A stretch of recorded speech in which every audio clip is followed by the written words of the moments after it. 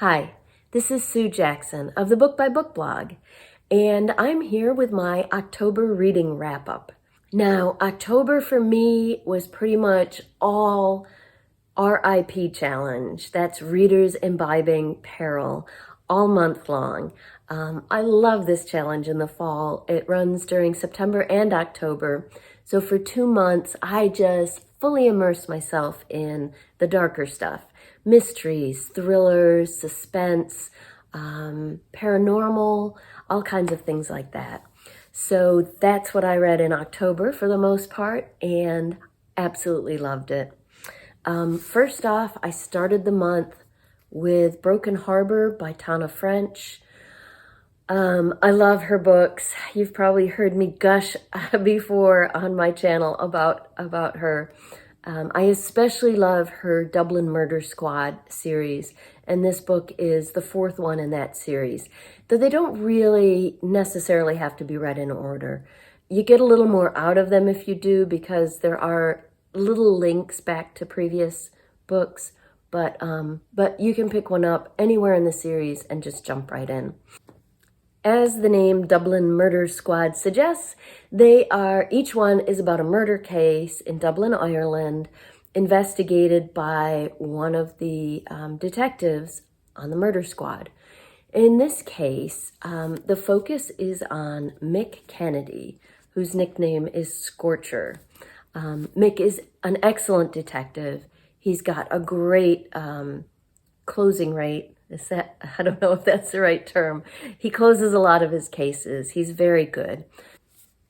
So when a big case comes up that his boss knows is going to be all over the news, he assigns Mick to it. So this breaking case takes place in a small seaside town a long ways outside of Dublin. It is now being called Bryanstown, but when Mick, the detective, was a little kid, he and his family vacationed there every summer, and it was called Broken Harbor. So the reason it's been renamed and rebranded is because it has this huge new development there called Ocean View. Very picturesque, right? And the homes there look beautiful. It's one of these sort of planned neighborhoods. But when Mick and his new partner, a rookie named Richie, arrive there, they soon find out that things are not as nice as they appear. The developers, this takes place around 2008 with the economic problems that were going on at that time.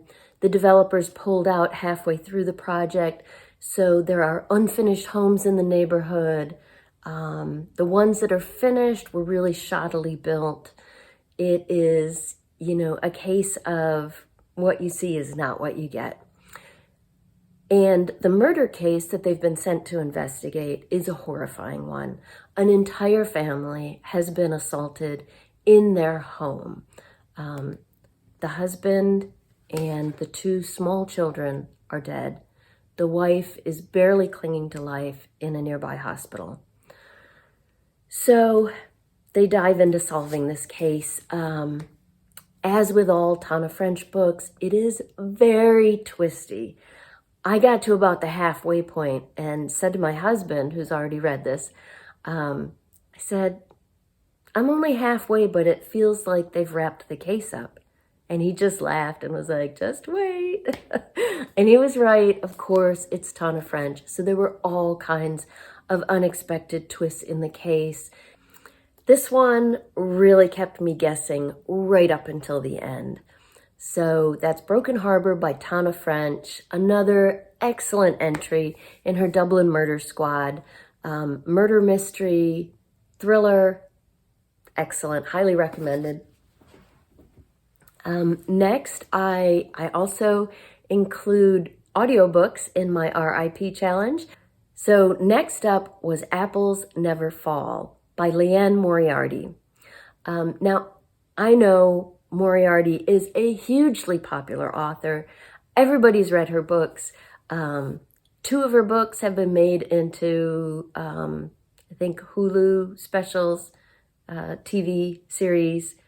I know she's very, very popular, but I haven't read an awful lot of her. I read Truly Madly Guilty for Big Book Summer last year. But when I saw this was a new release, Apples Never Fall, I thought I'd give it a try. And it sounded like it perfectly fit with the theme of the R.I.P. challenge. So it's about a family in Australia, as all of her books are set, with 4 grown children. As the novel opens, the 4 adult children have met in a diner to talk about their mother because she's gone missing. Now, she did send a kind of cryptic text message, but it didn't make a lot of sense to them, and they're trying to figure out, did she just leave because she needed a break, which is something she's never done in her 60-some years before, or is something more sinister going on?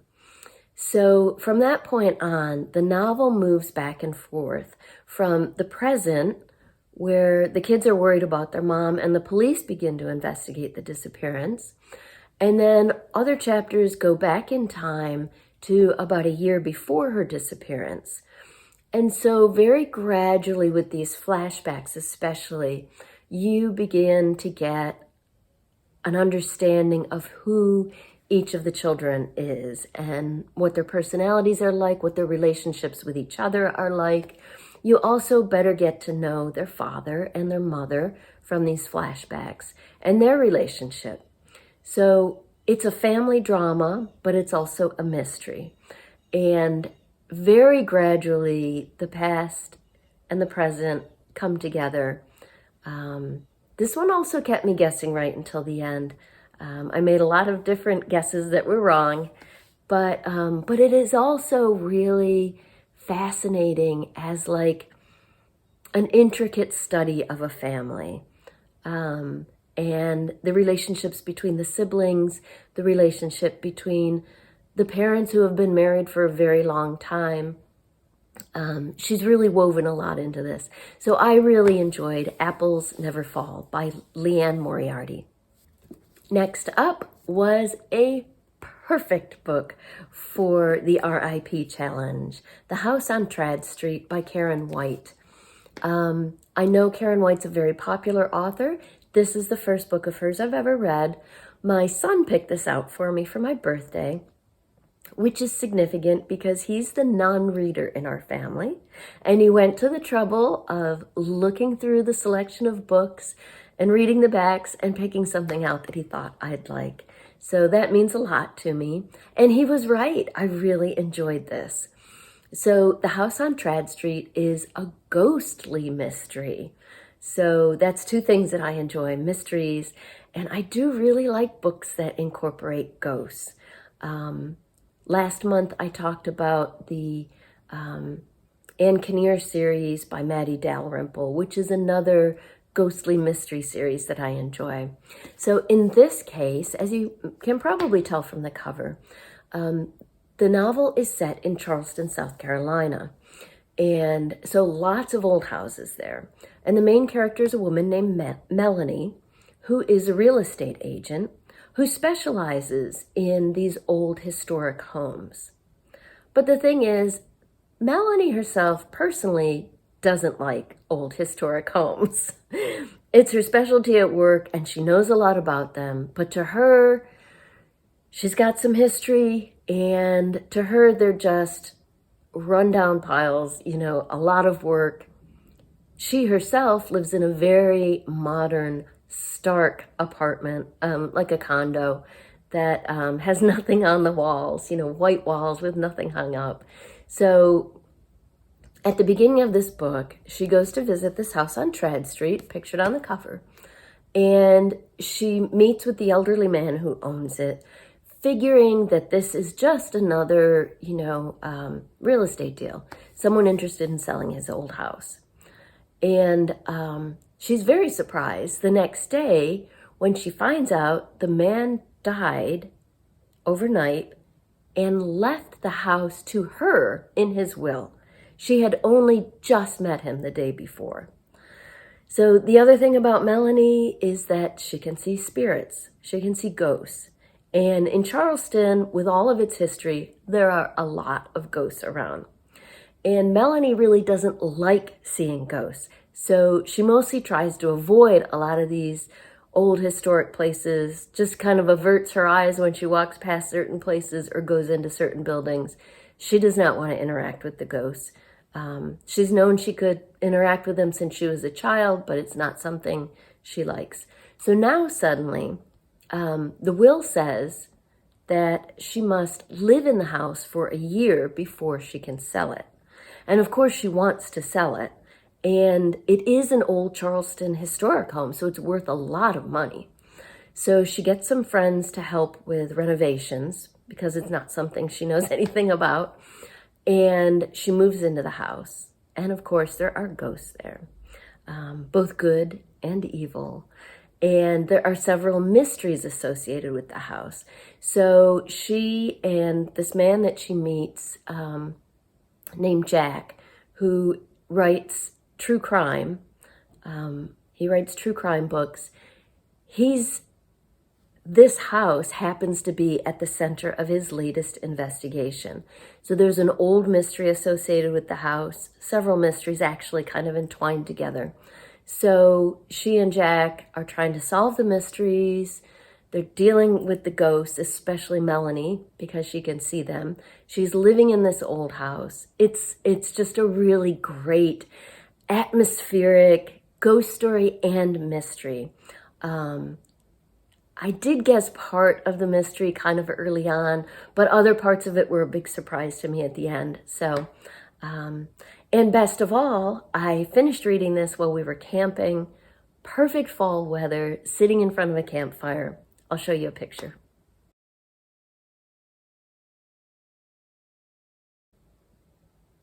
So that's The House on Trad Street by Karen White. Perfect fall read. Next up, another audiobook. This one was for teens and young adults. It's called Illegal by Francisco X. Stork.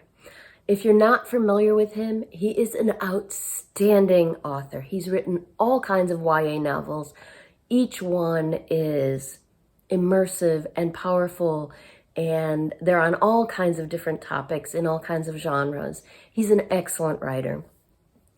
This book happens to be the sequel to another book of his called Disappeared.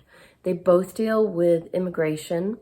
In the first one, Disappeared, a woman in Mexico who works as a reporter is investigating the disappearance of a group of women. She gets into this case because one of her friends is one of the disappeared women. And as she follows the leads in the case, things begin to get dangerous. There's a big, dangerous, like cartel type organization behind the disappearances. And once they find out she's onto them, she and her whole family, their lives are at risk. So that's in the first book. In this book, Illegal, she and her brother have successfully gotten to the U.S., running for their lives, literally. Somebody even tried to kill them in the desert as they were crossing. So, you know, they know that the bad guys are still after them. They still fear for the information that she has. So at the beginning of this book, she's in a detention center in Texas. Her brother is temporarily working on a farm in Texas, but they do have an estranged father who lives in Chicago. He left years ago. I don't remember if he's an American citizen or if he's just got his green card at this point, but he is completely settled in America. He has a wife and a new son. Now, the brother and sister both, they're young adults. They both feel, you know, some resentment toward him for leaving, particularly the son. But the father, in this case, he knows his son is in danger. He comes down to Texas and picks him up, brings him back to Chicago. But he's illegal. The son is illegal. So the son is kind of hiding out at his dad's house, getting to know his dad's new family, which is pretty awkward. and trying to protect his sister. There is some information on a cell phone, and right now the brother has it with him because the sister's in detention. So she's awaiting an asylum trial, trying to explain that her life is in danger. Her brother is hiding out at his dad's house in Chicago with this phone that it's like a bomb, you know. If anybody finds it or knows where he is, you know, then again, the whole family's in danger. So that's the setup for the book. A lot happens. It is definitely a thriller. There's a lot of action, a lot of suspense. But it's all wound into this story about the women who've been abducted. Both books are excellent. It was great on audio, and I was just completely immersed in the story. So highly recommend anything by Francisco X. Stork. But Disappeared and its sequel, Illegal, both excellent books. Next up was a book that I read for my book group, but luckily it fit right in to the R.I.P. challenge theme. It is called The Mystery of Mrs Christie by Marie Benedict. And yes, that refers to Agatha Christie, Queen of Mystery. So this is a novel, but based on Agatha Christie's real life.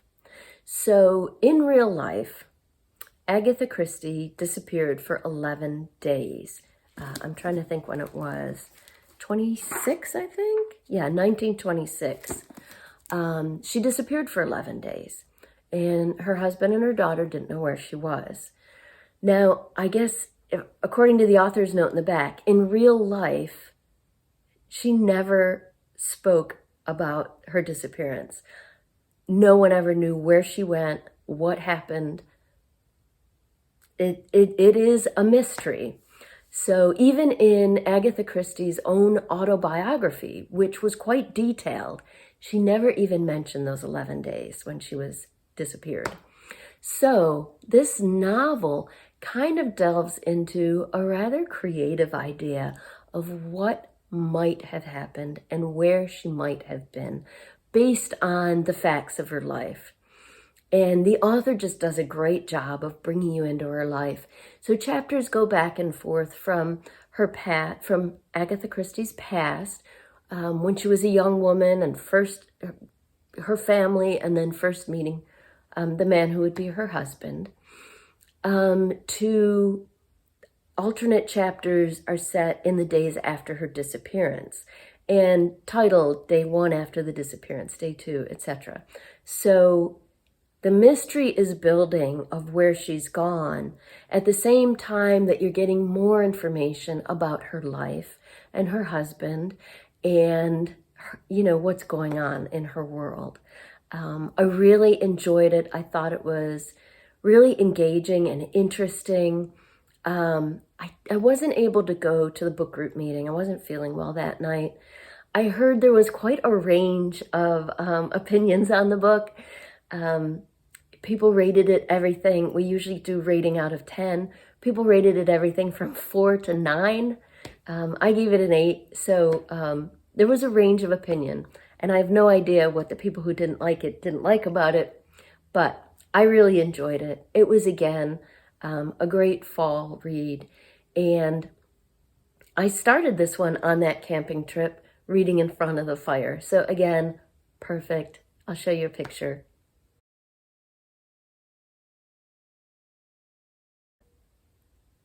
So that's The Mystery of Mrs. Christie by Marie Benedict.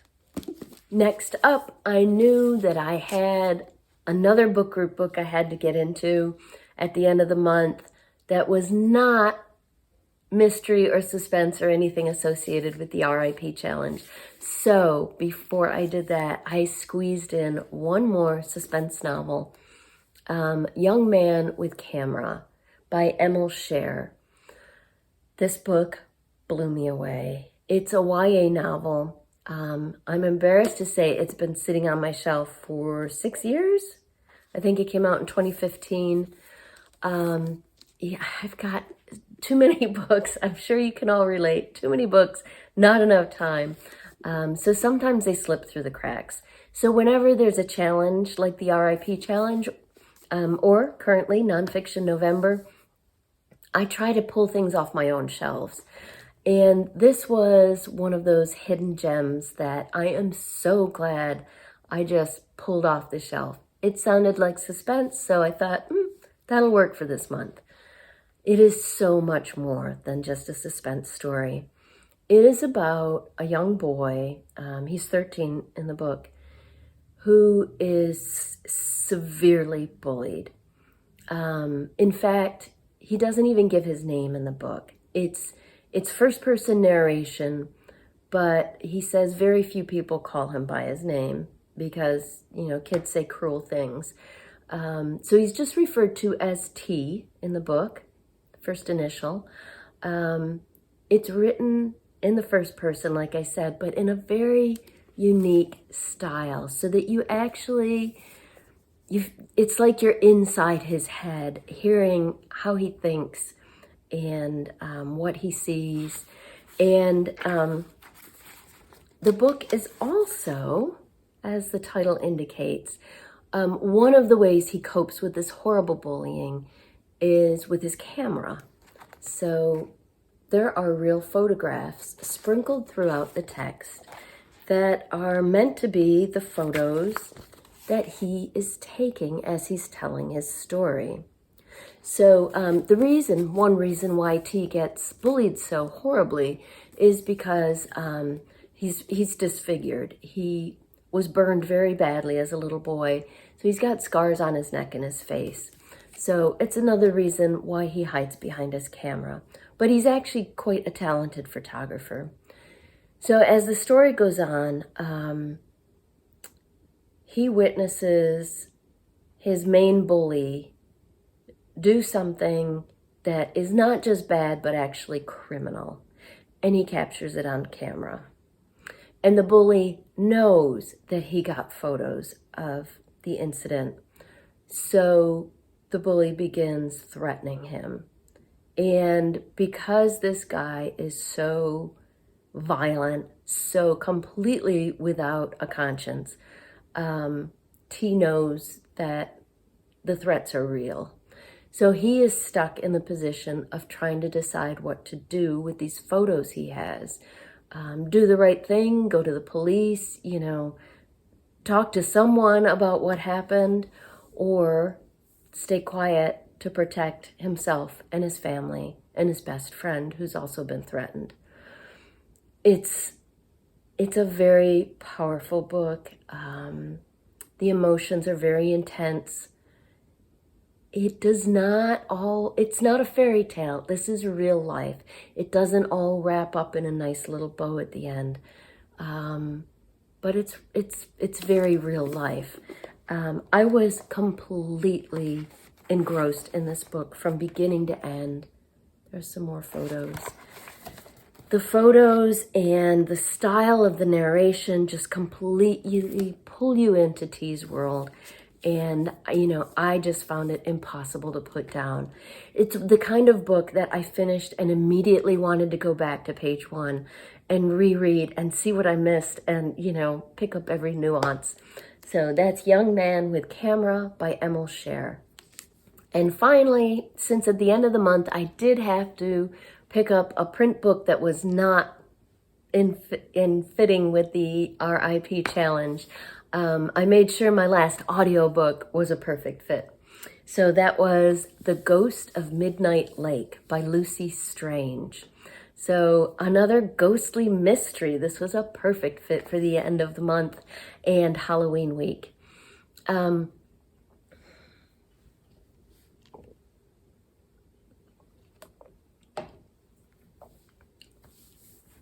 This is a middle grade novel. It's a mystery, also family drama, and yes, there are ghosts. So the main character is a young girl named Agatha. She has grown up on this big manor in this estate. Her father, the Earl of Goswater, has just died. And before there's even time to have his funeral, her cousin Clarence comes in to take over the estate. He inherited the whole estate from the Earl. So he's the new Earl. Well, cousin Clarence is not a nice guy. He not only takes over the estate, he kicks Agatha out of the only home she has ever known. Without any warning, he tells her to pack up. A small cart comes to pick her up, and she is sent to live in a small cottage in the village with a man named Thomas, who Clarence tells her is her real father, that the Earl was not her real father. So all of this is complete surprise to her. She had no idea. She doesn't even understand how this could be true. So she's very mixed up, very upset, grieving the father who brought her up while trying to get to know supposedly her real father, and being thrust from, this world of luxury into kind of normal life at the time. It takes place at the turn of the century in 1899. So someone warns her that at midnight on New Year's Eve, and particularly at the turn of the century, a crack opens up and spirits can get through. And she goes out with a new friend that she's met. She goes out on the lake with him on New Year's Eve at midnight. They're just having fun. Oh, let's see if we can see some ghosts. Well, Agatha does see a ghost. She sees the ghost of a young girl who looks very much like her. But she doesn't know why the ghost is there, what the ghost wants, what the ghost is trying to communicate. Now, at the same time, of course, Agatha's got the mystery of her own history, but there's another mystery, because there are two priceless opals, a white one and a black one, that are a part of the estate at Goswater. And even more than the whole estate, cousin Clarence wants those opals. But in his will, the Earl said he wanted Agatha to have the black one, so she surreptitiously took that with her. And the white one has been missing for years. No one knows what happened to it. So that's another mystery. What happened to the white opal? Clarence is tearing the place apart looking for it. No one knows. So Agatha is focused mainly on her own mystery, her own history, and who this ghost is. But there's this other mystery going on at the same time about what happened to the white opal. I really enjoyed this. It's a great middle grade novel. Like I said, it's got a lot of different things all woven in: mystery and family, friendship, and a ghost. So it was perfect for the season. I actually finished it on Halloween night, and I really enjoyed it. So that's The Ghost of Midnight Lake by Lucy Strange. And that was my reading month in October.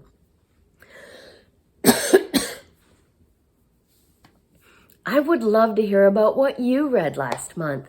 Tell me all about it in the comments below.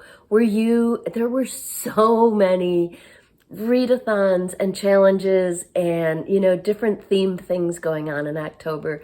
Let me know what challenge or readathon or themes you were going with, what books you enjoyed. I'd love to hear about it. I love talking books.